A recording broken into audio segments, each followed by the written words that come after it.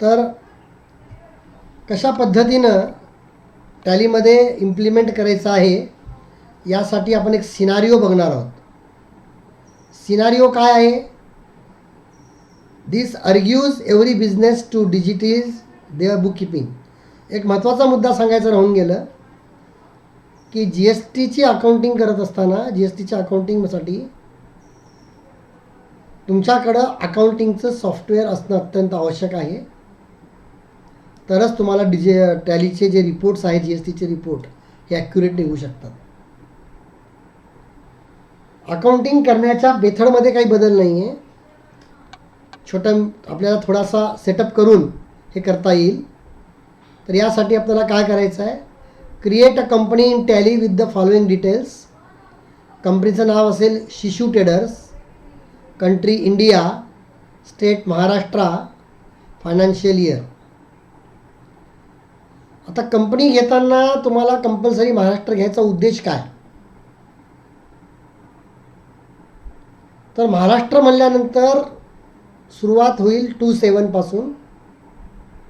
जर समोरचा व्यापारी महाराष्ट्रातला असेल तर त्याला S G S T C G S टीचं कॅल्क्युलेशन होईल, व समोरचा व्यापारी दुसऱ्या स्टेटचा असेल तर आय जी एस टीचं कॅल्क्युलेशन होईल. तर मी सुद्धा काय करतो, टॅली सॉफ्टवेअर ओपन करतो आणि टॅलीमध्ये कंपनी बनवतो शिशू ट्रेडर्स नावाची.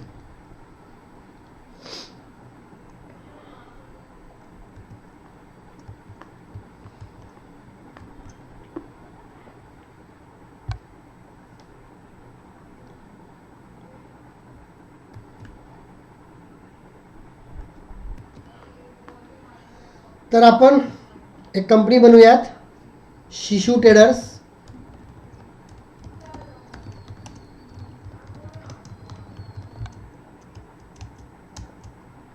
जे काय ॲड्रेस द्यायचं आहे द्या, देऊ नका. कंपल्सरी तुम्हाला महाराष्ट्र घ्यावं लागेल. पिरियड घ्या. काय दिलं प्रॅक्टिकलमध्ये पिरियड?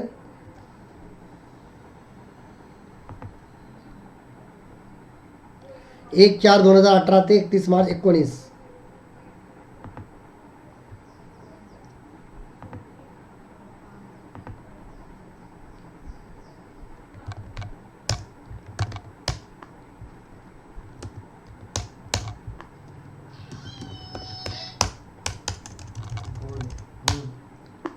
पुढे enabling G S T and defining tax details. Company create झाल्यानंतर ज्या कंपनीला जी एस टी ॲप्लिकेबल आहे त्या कंपनीमध्ये आपल्याला जी एस टीचं सेटअप करावं लागेल. We will now enable G S T for this company and record the registration details. The company deals with stock item of 1. कसा एक सिंपलसा बघतोय आपण की एक कंपनी आहे, ती कंपनी एकच स्टॉक ॲटम डील करते आहे किंवा एकाच प्रकारचे स्टॉक ॲटम आहेत. त्या स्टॉक ॲटमचा जी एस टी रेट पण सेम आहे, एकच रेट आहे, व त्याचा एच एस एन कोड जो जी एस टीसाठी खूप महत्त्वाचा आहे. ते एच एस एन कोड तुम्हाला हे अकाउंटिंग जी एस टीमध्ये तुम्ही जेव्हा अकाउंटिंग करता तेव्हा व्यापारी सांगतात की पर्टिक्युलर प्रत्येक ॲटमला एक H S N code define केलेला आहे गव्हर्नमेंटनं. ते एच एस एन कोड त्या ठिकाणी द्यावं लागतं. म्हणजे गव्हर्नमेंटला रिपोर्टसाठी काहीतरी सेंट्रलाइज जेव्हा डेटा होईल तेव्हा त्यांना इझी जावं म्हणून. तर एक असा एक्झाम्पल आपण बघतोय की ती कंपनी ही एकाच प्रकारच्या वस्तूमध्ये डील करते. त्या वस्तूचं जी एस टी नंबर पण एकच आहे, एच एस एन कोड पण एकच आहे. तर त्यासाठी कशा पद्धतीनं सेटअप करावं हे आपण अगोदर बघूयात. Simple. G S T rate 18%. There for Mukta traders नाही, Shishu traders. Define tax details at the company level to enable GST. Go to gateway of Tally, press F11 features, statutory, set the option enable goods and service tax to yes and set alter GST detail to yes. Goods आणि service या दोघांचा मिळून goods and service tax तयार झाला आहे. अगोदर कसं होतं, गुड्सवर व्हॅट, सर्व्हिसवर सर्व्हिस टॅक्स. इथं तसं नाही आहे. आता इथं तुम्ही एंटरटेनमेंटसुद्धा याच्यामध्ये आलं, लक्झरी पण याच्यामध्ये आलं, गुड्स पण याच्यातच आले, सर्व्हिससुद्धा याच्यातच आली. आणि सध्या सर्व्हिससाठी एक रेट फिक्स आहे 18%, दॅट्स ऑल. तर आपण मात्र वस्तूच्या कमोडिटीचा, वस्तूच्या विक्रीचा बिझनेस करतोय. तर सेटअप कसं करणार, F11 स्टॅट्युटरी अँड टॅक्सेशन. F11च्या फीचरमध्ये स्टॅट्युटरी अँड टॅक्सेशन आहे, त्याला एंटर करा. सगळ्यात टॉपला तुम्हाला दिसतं enable goods and service tax म्हणजे GST. इनेबल म्हणजे तुम्हाला या कंपनीसाठी GST हवा आहे का, यस केला. Set oblique alter GST details, ह्याला यस करा. इथं काय द्यायचं आहे, तर त्या कंपनीचे डिटेल्स तुम्हाला फिलअप करायचं आहे.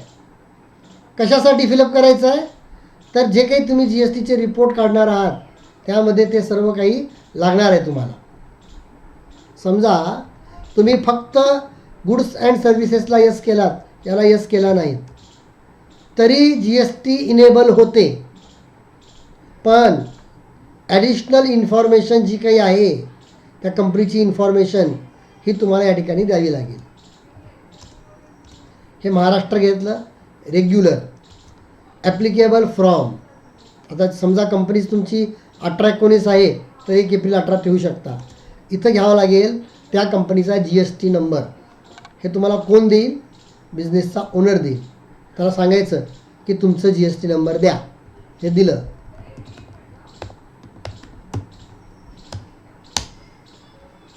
अजून एक मुद्दा तुमचा या ठिकाणी सांगतो, मंथली आणि क्वार्टरली. पिरियॉडिसिटी ऑफ GSTR1 मंथली आणि क्वार्टरली. काही कस्टमरला GSTR1 म्हणजे सेल्सचे डिटेल्स हे मंथली द्यावे लागतात व काहींना क्वार्टरली द्यावं लागतं. हे डिपेंड करतं बिझनेसच्या टर्नओव्हरवर. ज्या व्यापाऱ्याचा बिझनेस हा 1.5 करोडपेक्षा कमी आहे त्यांना क्वार्टरली देता येईल.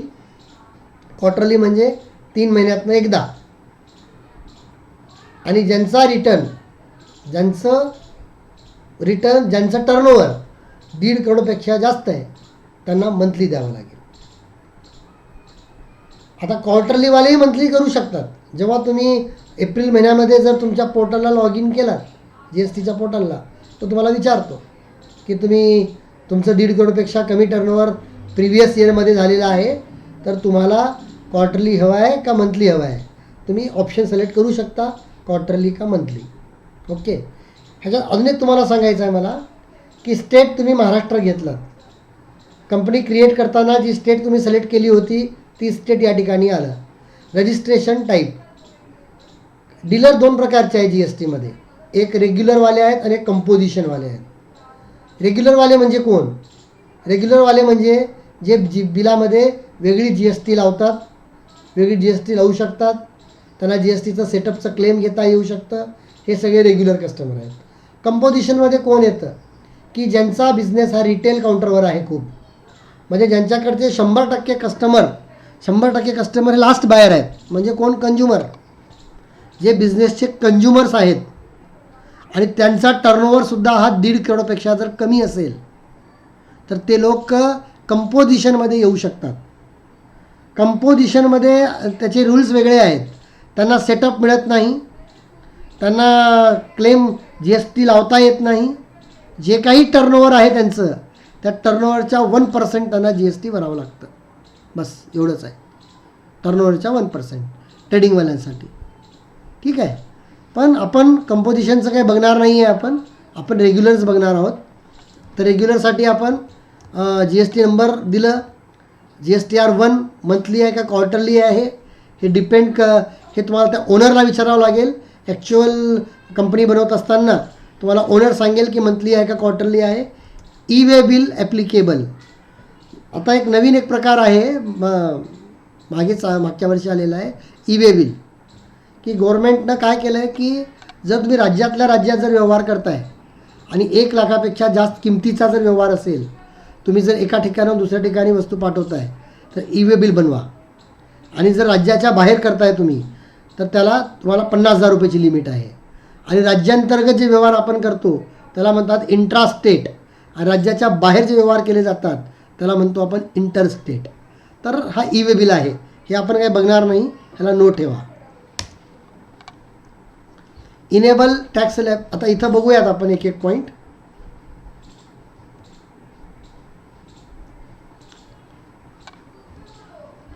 Press enter to view the company GST detail screen. Enter the following detail.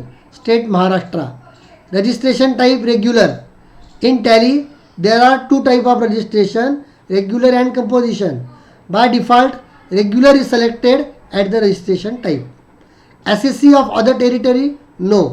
GST number enter valid GST number is with 29 म्हणलं इथं. म्हणजे ही कंपनीचं जे प्रॅक्टिकल आहे ते कर्नाटकच्या कंपनीचं आहे. म्हणजे मी प्रॅक्टिकल तुम्हाला दाखवत असताना म्हणजे मी काय केलेलं आहे की ज्या आपल्या टॅली एज्युकेशन प्रायव्हेट लिमिटेड जी बेंगलोरची कंपनी आहे त्यांनी तर रजिस्ट्रेशन टाईप या ठिकाणी काय येईल रेग्युलर. आता रजिस्ट्रेशन रेग्युलर घ्यायचं का कंपोजिशन घ्यायचं, तर बाय डिफॉल्टमध्ये तुम्हाला रेग्युलर घ्यायचं आहे, आपल्याला कंपोजिशन बघायचं नाही आहे. SSC of other territory no. GST number enter valid GST number तुम्हाला टाकायचा आहे, ज्याची सुरुवात ही 27 होईल. कारण हा कस्टमर हा व्यापारी महाराष्ट्रामधला आहे आणि महाराष्ट्रामध्ये जर बिझनेस असेल तर GST नंबरची सुरुवात ही 27 होईल आणि 15 डिजिटचा टॅन बेस नंबर असेल. ॲप्लिकेबल फ्रॉम काय घेणार तुम्ही 1 एप्रिल 2018. ठीक आहे. पण इथं तुम्ही जे डेट बघताय, आता इथं जेव्हा तुम्ही टॅलीमध्ये येता तर तुम्ही बाय डिफॉल्ट तुम्हाला तारीख दिसली 1 एप्रिल 2018 या ठिकाणी डिस्प्ले होईल, कारण तुम्ही कंपनीसुद्धा 1 एप्रिल 2018 क्रिएट केलेली आहे. यानंतर विचारतो periodicity of GSTR1 monthly. If turnover of company less than 1.5 crore then we can select quarterly as a periodicity. मी तुम्हाला सांगितलं होतं की 1.5 करोडपेक्षा कमी जर टर्नओव्हर असेल तर त्यांना क्वार्टरली GSTR1साठी ते जाऊ शकतात. आणि ज्यांचा टर्नओव्हर हा 1.5 करोडपेक्षा जास्त आहे त्यांना कंपल्सरी मंथली GSTR1 रिपोर्ट हा सबमिट करावा लागेल. E way bill applicable no. E way बिलची गरज नाही आहे. Enable tax liability of advance receipt. आता हे नोट्स ठेवा तुम्ही, ह्याला काही यस करायची गरज नाही.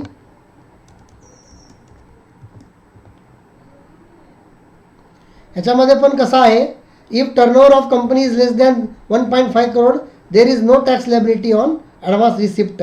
ॲडव्हान्स रिसिप्टवर पण GST कॅल्क्युलेट करण्याची पद्धत आहे, पण जर 1.5 करोडपेक्षा कमी टर्नओव्हर जर असेल तर ते तुम्हाला ठेवायची गरज नाही.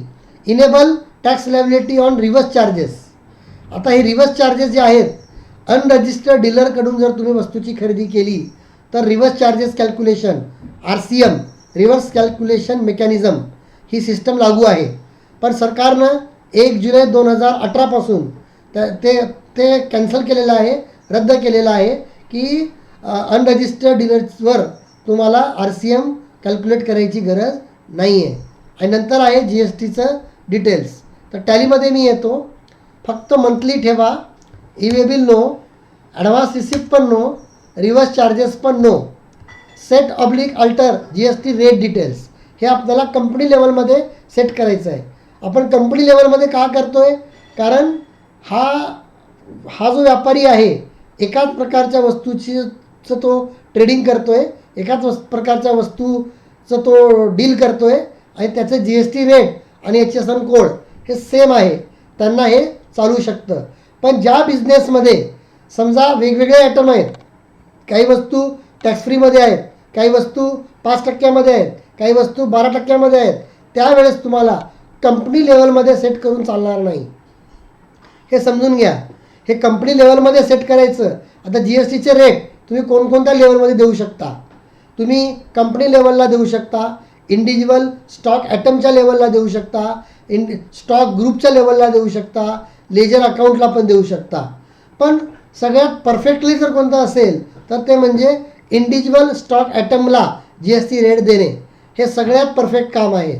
त्याच्यामुळे चुका होण्याचे चान्सेस अजिबात होणार नाहीत. पण अनेक जण कंपनी लेवलला पण जी एस टीचं रेट देतात. कोण देतात? ते असे व्यापारी आहेत की जे व्यापाऱ्यांचं डील, ज्या व्यापाऱ्यांचा बिझनेस हा फक्त पर्टिक्युलर ॲटममध्येच होतो, त्याच्याकडे जास्त ॲटम नसतात, तर ते या कंपनी लेवलमध्ये जी एस टी रेटमध्ये सेटअप करू शकतात की जी एस टीचं रेट पण सेम आहे आणि एच एस एन कोड पण सेम आहे. तर या ठिकाणी येतो मी.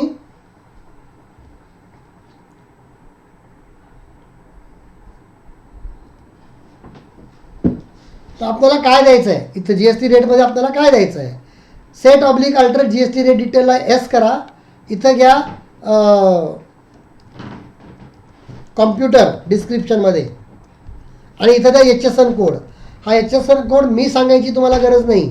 तुम्ही ज्या कमॉडिटीचं ज्या आयटमचा तुम्ही बिझनेस करणार आहात त्याचं एच एस एन कोड काय आहे हे तुम्हाला स्वतःला त्या बिलावर मेन्शन होऊन येतं. ज्यांच्याकडून तुम्ही वस्तूची खरेदी करता तो व्यापारी बिलावर त्या एच एस एन कोड हा प्रिंट करूनच तुम्हाला बिल इनवाईस हा देत असतो. आणि जर तुम्हाला एच एस एन कोड माहीत नसेल, तुम्ही गुगलमध्ये जाऊन सर्च करू शकता की आयटमचं नाव टाकून H S N code of G S T म्हणून किंवा फॉर जी एस टी म्हणून. तर या ठिकाणी एच एस एन कोड दिलेला आहे प्रॅक्टिकलमध्ये 84713010. ॲक्च्युअल बघायला गेलं तर एच एस एन कोड हा इतक्या डिजिटमध्ये असतो. हा 4 आणि 3 4 आणि 4 8मध्ये. पण तुम्ही पहिले 4 अक्षर पण एच एस एन कोडमध्ये घेऊ शकता, काही अडचण येत नाही. ठीक आहे. पहिले 4 अक्षर तर कमीत कमी द्यायला पाहिजेत. टॅक्सेबिलिटीमध्ये काय येणार? टॅक्सेबल.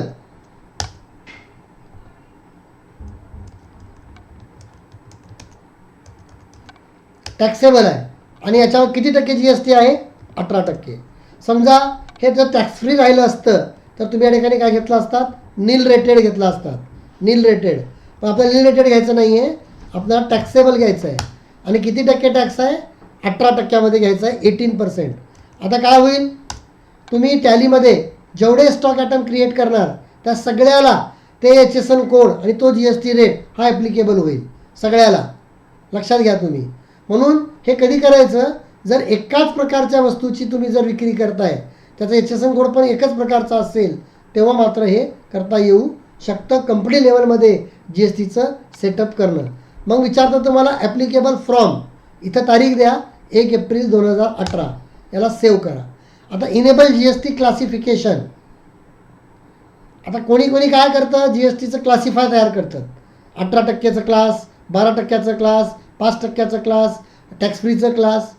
हे आपण ॲडव्हान्समध्ये हे ॲडव्हान्स पार्ट आहे, ह्याच्यात तुम्ही जाऊ नका. आपण जी एस टीचा बेसिक पार्ट बघतो आहे की तुम्हाला इझी मार्गाने जी एस टीचं इम्प्लिमेंट कसं करता यावं.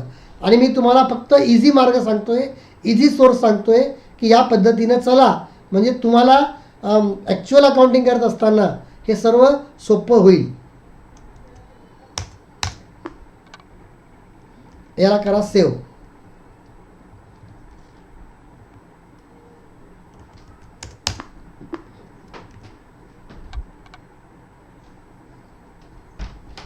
मी काय केलो बघा, परत एकदा दाखवतो तुम्हाला.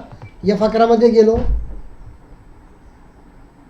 स्टॅट्युटरी टॅक्सेशनमध्ये गेलो, जी एस टीला यस केलो, महाराष्ट्र घेतलं, जी एस टी नंबर टाकलं, मंथली घेतलं, ॲडव्हान्स रिसिप्टला नो केलं, ह्याची गरज नाही. रिव्हर्स चार्जेस सध्या सरकारनं तात्पुरतं त्याला बंद केलेलं आहे. जी एस टी रेटमध्ये गेलो मी, एच एस एन डिस्क्रिप्शन टाकलं, कॉम्प्युटर टाकलं, एच एस एन कोड टाकलं, कोणी 4 डिजिटमध्ये घेतं याला. टॅक्सेबल घेतलं, 18% मी इंटिग्रेटेड टॅक्स घेतलं, 9% C G S T, 9% S G S T. जर मी महाराष्ट्रात जर वस्तूची विक्री केली, जर महाराष्ट्रामध्ये मी जर बिझनेस केला, तर समजा आणि ती वस्तू जर 18% असेल तर SGST किती लागेल? 9%. CGST किती लागेल? 9%. आणि हेच जर महाराष्ट्राच्या बाहेर असेल, इंटिग्रेटेड टॅक्स असेल, त्याच्या किती टक्के लागेल? एकच 18%. म्हणजे असं नाही की 18%ला 2 पार्टमध्ये डिवाईड केलं जाईल. 50-50. 9% SGST, 9% CGST. आणि हे सेव्ह करा.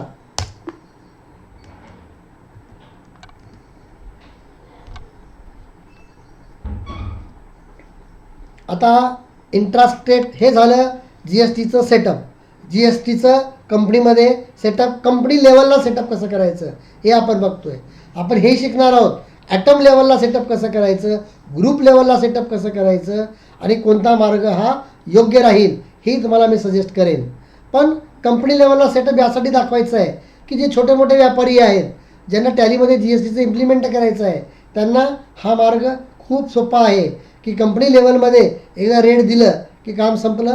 सगळ्या आयटमसाठी तो कॉमन रेट त्या ठिकाणी त्याला ॲप्लिकेबल होईल.